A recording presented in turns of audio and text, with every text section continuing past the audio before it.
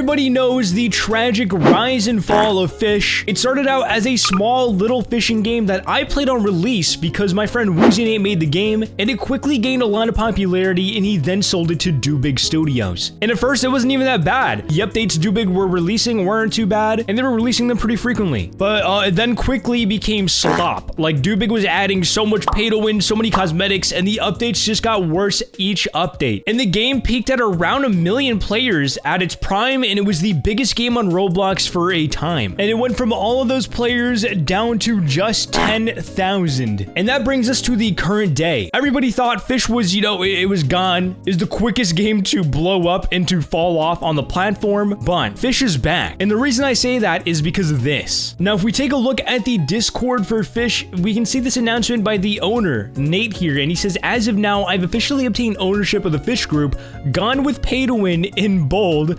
expect back-to-back bangers leading into and throughout September. We are back, DBS, Do Big Studios with the grave emoji. So yes, basically Nate has creative freedom again with Fish. Now I'm assuming Do Big still owns Fish, like with their original percentage, but Nate actually can control what happens with the game now. And his first decision with having Fish back in his own hands was getting rid of the second C. And as many of you know, people hated the second C. The second C was not liked by many people in the Fish community, and it drove a lot of people to quit the game. And that's why he released this announcement where he basically was like, yeah, we're blowing up the second C, we're getting rid of it. And the day he made the original announcement, I even DM'd him saying, what's up with Fish? Because I had no clue what was going on. And he says, I own the group again, and I'm gonna be managing all future updates alongside Nick. And as you can see here from this tweet by Niatso, I'm not just yapping, just saying stuff. The game literally hit 130,000 players. So as you can see, Nate's updates are obviously taking a good direction with Fish. And look at this right now. It is a Saturday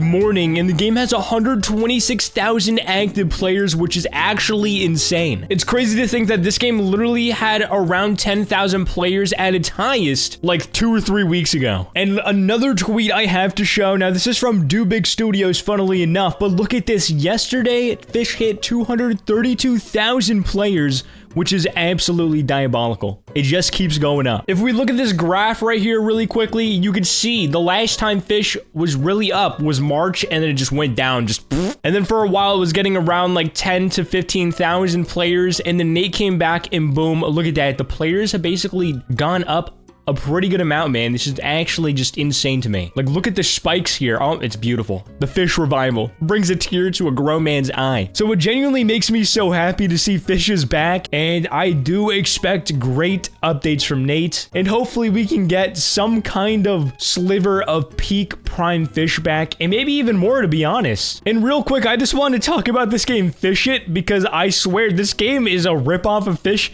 and it has 182,000 active players, which is absolutely diabolical. And I played the game. It's not really that good. Instead of the whole fishing mechanic being the balancing the fish bar on the bar, I don't even know what I'm saying. But yeah, the mechanic in Fish It is literally just clicking. Like, you just click. It's kind of buns, I'm not gonna lie. So maybe Fish can, you know, claim its throne again and dethrone Fish It as the big fishing game on Roblox, but we'll see. And now I'm gonna go through all of the new things that have been added to Fish since Nate has gotten it back. So yeah, let's get into it. All right, so basically, when they removed the second C, you're probably wondering, how do you get a lot of the second C fish? Yada, yada, yada. But there's this thing called the Cursed Isle, and that's where I'm at right now. And the Cursed Isle only spawns at night sometimes. I think it needs to be spring for this place to spawn.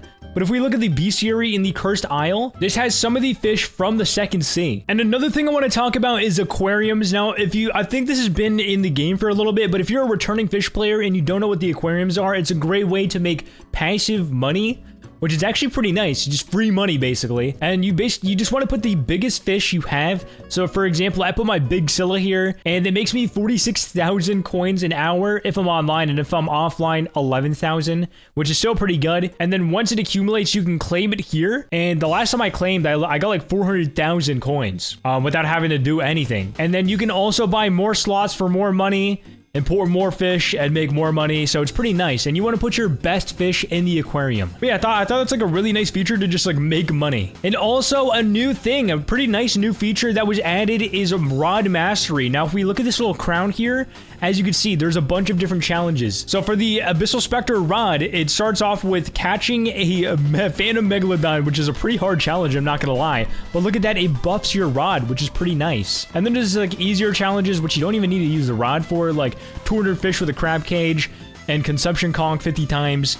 And when you complete all of these, you get the Golden Abyssal Spectre Rod, which is a nice little golden skin that you could flex on the poor peasants that haven't put enough effort like you have. And not every rod has this, and all the rods are slowly getting their own masteries. Like, let's look at the Aurora Rod here.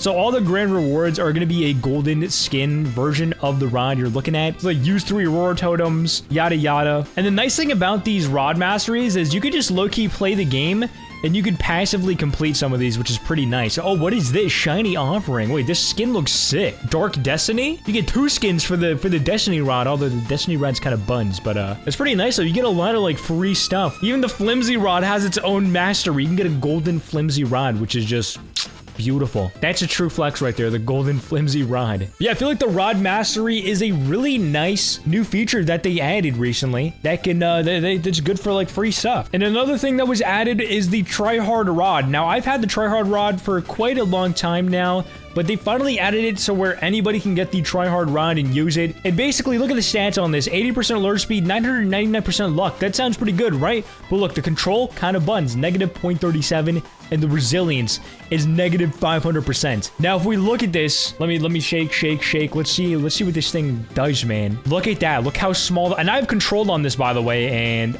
yeah, I'm gonna fail it. I just suck at this. Damn, that's so tragic. But yeah, I'm not sure how you exactly get this, but you could probably look up a video or look on the wiki on how to get this rod. But if you think you're skilled enough, then for sure pick this up because you can get some pretty good fish with it because it has so much luck, but it's really hard to fish with, like extremely hard.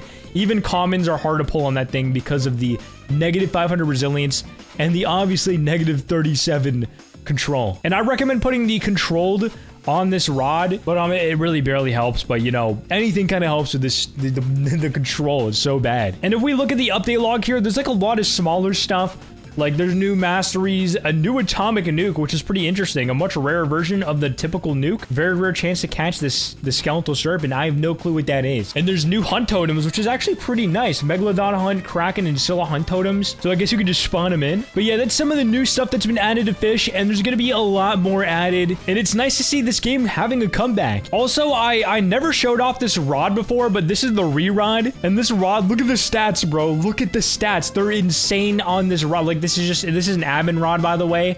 This is like probably the craziest rod I'd ever seen. It's a developer rod, but let me try fishing with this thing, man. Maybe I can catch something good at the Cursed Isles. A little secret, perchance. But yeah, look at this. It has a cool bat animation, and I just instantly catch it. Look, I got a sparkling big subspace blisterfish. That sounds pretty disgusting, a blisterfish, but yeah.